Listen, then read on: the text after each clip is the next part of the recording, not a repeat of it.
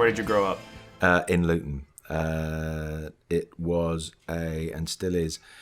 Well, it's industry based, so the main thrust of the place was manufacturing. It had a football team. It still has a football team. The primary culture, it felt like, around the town was industry and football and pubs. That seems to be the main thing. So culturally, it wasn't the hotbed that one might have wished for growing up. It had a library that had a theatre alongside it, so there were occasional, there were productions that went on. There was a couple of cinemas there, which obviously was a highlight for me. But there wasn't an art scene. There wasn't a big theatrical scene. There wasn't like a professional theatre. There was an odd place just on the outskirts, actually, called Caesar's Palace, which was Luton's equivalent to the Las Vegas Caesar's Palace. And oddly, it was from the 60s and 70s. It was like a cabaret room, the same sort of things that they used to have at the actually at Caesar's Palace in Las Vegas. And you used to go there for dinner, and there would be a show, a cabaret.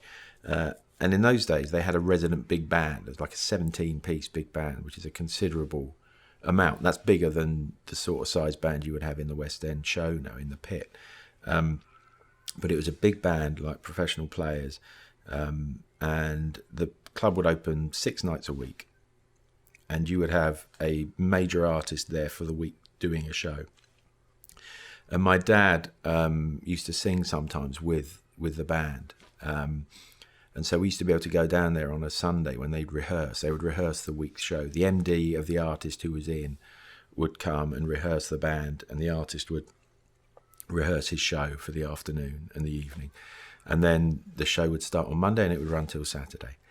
And people, everything from like sort of British sort of TV comedy and film comedy people who would do stand-up shows, like Norman Wisdom, to Roy Orbison when he was doing the sort of cabaret circuits, Diana Ross, Stevie Wonder. I saw Buddy Rich there. There was a lot of American, like, big artists came to the town and played there for the week. And I used to be able to get there in on the Sunday when my dad was rehearsing with the band and watch them routine the show. I mean, I was like 8 or 9, I suppose. But, seeing real musicians playing was fantastic in a place that was exclusively for adults as well. It's a sort of place you would never get into as a child. So it was like a fascinating insight into a different kind of world. Was your father a professional musician? No, he started off as a boxer. He was from Dublin, and he moved over to the UK in the mid 50s. For work, as did a lot of his brothers. He was one of 22 brothers and sisters. He was the oldest boy, and he came over here with and his brother came over, and then his other brother, and then 2 of his sisters came over. So there's still there's a fair presence in the UK now, although most of the family's still in Dublin. And he came over here. He was a boxer. He fought for Ireland internationally. He was offered professional terms, but I think he came to the conclusion that that it was uncivilized. And I think as much as he liked the discipline of it, and part of the culture of growing up where he grew up in a council estate in Dublin, in the city centre, where there were, at that point when he was growing up, there were 8 or 9 of them in a 2-bedroom, like, tenement apartment, effectively. Then boxing and fighting was a way of life, and he was good at it. He was really good at it. But he was also a brilliant singer, and it was one of those things where he was sort of offered like professional terms as a boxer, but didn't want to do it. He met my mum, like, had kids, and then he was offered terms as a singer, but didn't want to leave home because it would have meant going and touring and doing things like that. So he could have done. I think he could have done all of those things, but decided he wasn't going to. So there's these two things sort of happening at the same time. You know, you knew that there's the background of boxing, and but more importantly, like music, there was just music constantly. So he would constantly be playing music, either a record player or a radio. So there'd be songs constantly, and because he was going out and doing gigs as a singer, sometimes with this big band, sometimes just in pubs with an organist or an accordion player. He had a suitcase full of sheet music of sort of standards, popular songs that you just used to give to a keyboard player when you went to a show. And so those things were around all the time as well. So I suppose these were all seeded, the idea of music being a thing that exists and that can be a part of your life. And it's not just about the thing that you do. So, and, listening to him and watching him perform, and he was a sort of very easy performer, and seemed to have no problem talking to people from the stage. And a lot of people liked him. He was a very sort of likable a performer and a person. And everyone seemed to know him. So you were around a lot of that, that kind of thing as normal. And when he was doing these shows, like at weekends, he would take me with him, sometimes brother and sister as well, to play. As soon as I could do something, like as soon as I could play Twinkle Twinkle Little Star on a recorder, he'd put you on a stage in a pub and tell everyone to shut up and listen to you play that. So the idea of being on a stage in front of people never bothered me, because it was something it felt really comfortable. And also, like later, sort of playing my own gigs and everything in and around the same town, you get used to the idea of sort of confrontational audiences and people that are there not necessarily to see you or to see music, and that's an interesting way of learning about people's behaviour and how to deal with people. It certainly, I think, served me well later when dealing with people in the film industry, of knowing that, you've dealt with a lot worse.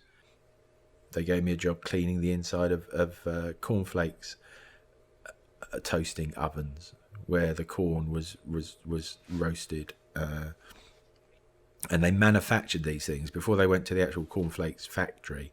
So I had to go in the thing with a bucket of bleach and a cloth, and remove all the markings and the grease marks from the manufacturing process. That stuff. I fitted out like a homeware store. I sold carpets. I sold ping pong balls, dartboards. Sold things. Was a steward at like rugby matches. Distributed potatoes, loaded apples, just weird stuff. But fascinating. I'd be doing that, and then I'd be writing music for a student film.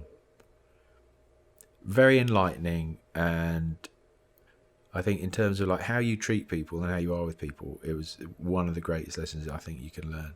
What is your big break? What was your big break? That's the thing that a lot of people ask me a lot of the time when I do like talks at schools and colleges and music industry things. What do you think your big break was? And we have a romantic notion of what you think your big break is. A lot of people think that your big break is that, I was busking outside Leicester Square tube station, Steven Spielberg saw me, or George Martin saw me, or Trevor Horn saw me, and then, booked me into the studio, and then I'm on Top of the Pops. Or then I'm on, at the Hollywood Bowl. But I realised actually that my big break was meeting Danny when I was 19, 20 and he was 16. Because if I hadn't met him, I wouldn't have done those student films. I wouldn't have done my first feature, and I wouldn't have been in a position where I had work which would convince someone that I could do a film like Stargate. And it made me realise that in amongst those stacks of CDs of everyone that had ever written, any sort of brilliant piece of film music ever, that the only reason they were thinking about me was because of my relationship with Anne and the fact that they'd sort of badgered them about it, and in a way sort of convince them that I could do it. So that was a very enlightening moment, to realise that the only reason I'm here is because of my relationship with those people, rather than how good I am. Because everyone could have done it, you know. I mean, there are thousands of people that can do this job. And it's one of the pieces of advice I give to anyone. It's like I said, you're much more unlikely to get a job from a cold call, you know, from the idea that someone would say, I don't know who this guy is, I like this, I'm going to let him do it rather than Hans Zimmer, for instance. You know, why would you do that? Unless you're the guy that had worked with me, your entire life. And then, so I say, like, build relationships with people who are at the same level of you as much as you can. Find people who are at the same point in their career as much as you can, and be in it for a bit of a long haul, you know, because the chances of you being offered anything huge immediately are very, very unlikely. The chances of your talented friends moving up and doing bigger and better things and taking you with them is much more likely. And I think that's the reason why I was there in that room with those people at that point, principally because of that.